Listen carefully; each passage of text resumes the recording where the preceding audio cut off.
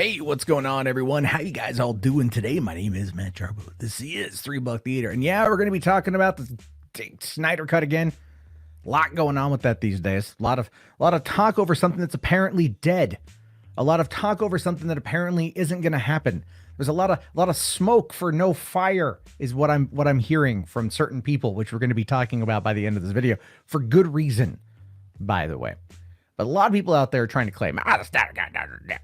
And no, a cut exists. We've known about a cut existing. It's not finished. This isn't new information.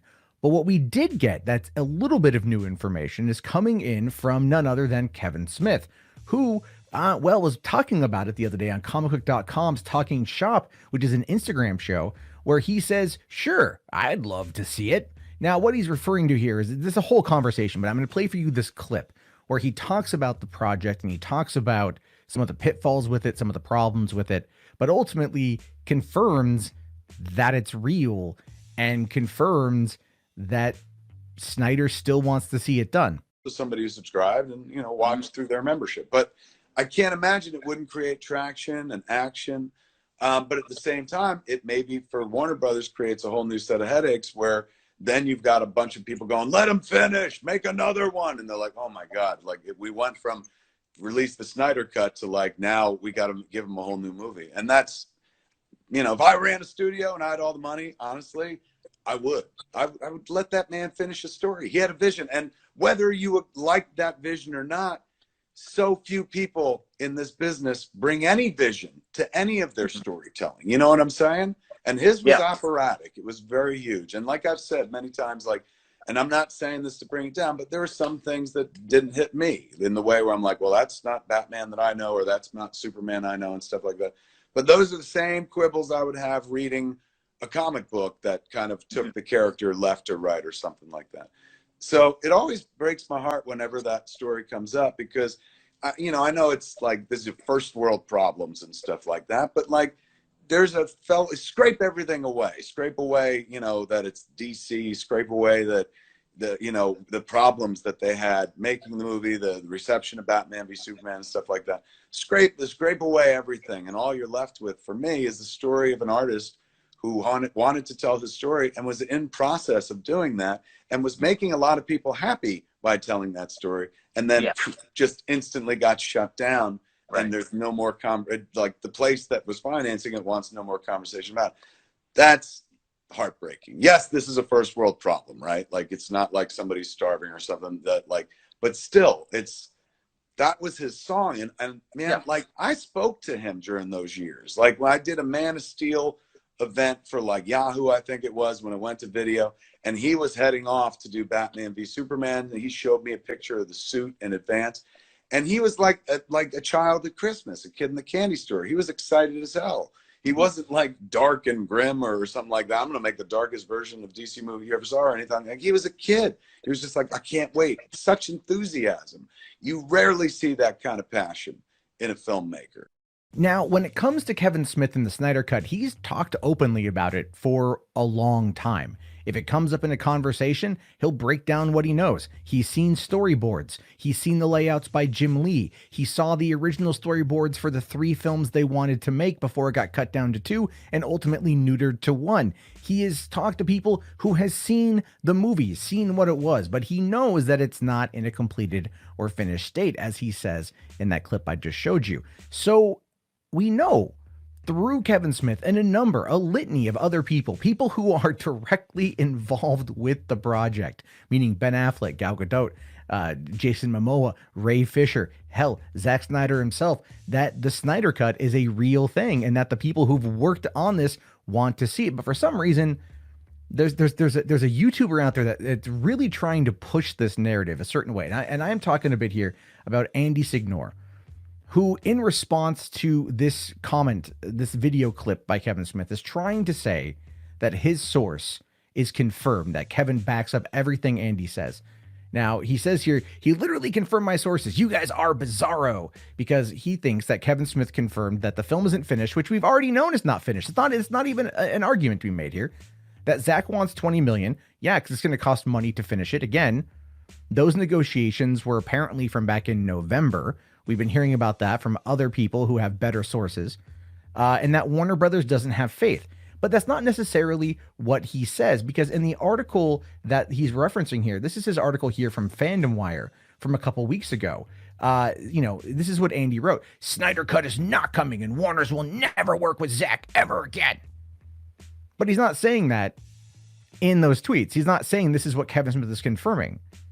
If you've ever looked at the history of Zack Snyder, outside of one movie, his first movie, which was Dawn of the Dead from 2004, and the upcoming Netflix Army of the Dead, which was originally at Warner Brothers before being moved to Netflix, his entire career has been with Warner Brothers. They have backed him time and time and time again. He has made multiple movies with them. Do you really think they're not going to work with them? And the reason why this article is annoying is because some of the hyperbolic comments Andy makes in this, and trying to make it out like he's got something, right? He says here, according to Fandom Wire's exclusive sources, sounds kind of similar to according to We Got This Cover's exclusive sources, right? Very similar in that regard. Warner Brothers and HBO Max will not be releasing the Zack Snyder director's cut of Justice League. We know that many fans of Snyder and the Snyder Army will not believe us no matter what we type, but the reality is that there not only won't be a secret drop of project, but we've also confirmed that the cut is not finished. No one, again, what is that? And anyone could look at it and just go, yeah, we know it's not finished. Snyder himself has posted images on Vero that confirm it's not finished. Not at all. All right. So again, and this issue that the studios, they're even more frustrated by the constant encouragement of fans who keep getting the Snyder Cut trending on Twitter. In fact, each time the film trends, it's actually making the release less and less likely. Again, how does any of that even remotely work when you actually break down Twitter influences, Twitter trends, and everything else? I mean, when Deadpool got leaked out in 2014, the constant chatter on Twitter and social media and YouTube is what prompted Fox to drop the $55 million in order to see the movie come to completion. And that $55 million budget turned into, I believe, around $760 million. So that argument in and of itself, it's stupid. Even Kevin Smith was like, it could do a lot. It could make money. It could get a lot of chatter going. There's a lot there with it. Everything else. Again, it's just this nonsensical argument that is whatever. Now it says he talks about this meeting with Zack Snyder to discuss the project, and Snyder requested $20 million and the permission to reshoot parts of the film, to which case Warner said no way, and the talks ended there. Now we've heard about this from other sources as well. The whatever it is on that front. Again, the talks are just not happening right now, but he has been negotiating through social media by encouraging people to keep talking about it. That is how these things happen. If you want to get it done, you have to show there's an interest. As I've mentioned before, go back to 2007, when CBS canceled the show Jericho, and the fans of that show created the Nuts campaign, which bombarded CBS with literal peanuts, cases and cases and cases of peanuts for months and months and months, until CBS said, fine, we'll do another season of the show. You guys win. These fan movements don't happen overnight. These fan movements don't happen in a vacuum, and they don't happen instantaneously. They take time to get there. So with Andy saying this, it just comes across as a lot of hyperbole, right? And then it says here, in fact, reps inside Warner's are getting angry and angrier at Zack Snyder for encouraging false stories on movie websites that rally fans to think the Snyder Cut of the film is finished when it's not. No one says that it's finished. He says here, look, is it real? Does it exist? Of course it does. This is what he shot. These are the footages that he shot. So the cut that he has is not done, but the cut exists. And this is, again, is where things get lost in hyperbole, right? And he goes on to say here, we've confirmed this fact from other sources who were involved in the making of Justice League, who have verified that while a cut does exist, even though he just said a cut doesn't exist, by the way, let's look at that. Let's remember that, right? That he just said that a cut doesn't exist. So that's Andy trying to make that claim right there, that a cut doesn't exist. Doesn't he say it right here too? It's not finished at all. Oh, okay. But that's not saying that it doesn't exist. You're saying that it doesn't exist, but your own Twitter post here says that it's not finished. What is it, Andy? What is it? Is it finished? Doesn't it exist? What are you trying to say here? And this is exactly the whole situation with him. That it's merely a work print. It needs a lot of post-production and visual effects work. Oh, didn't Kevin Smith just say the same thing? Right? It just say the same thing. That's all this boils down to, is just Smith says one thing, and I believe Smith over believing Andy Signore, but I would like to quickly just point out why I personally think Andy is taking this stance. Because when it comes to the movie commentary community, and what I mean by that is like entertainment bloggers, entertainment journalists, people who live and operate in LA where Andy used to work, he wants to get back in. And I know he wants to get back in. And they have a very anti-Snyder Cut movement stance. And I think that's one of the reasons why he's kind of going down this path. He's drawing the line in the sand over that, and he's spreading false information. Let's just be fair, Andy. You know what? This is what you want to get back to. This is what you want to get back to. You want to get back to taking selfies with Zack Snyder and other famous people.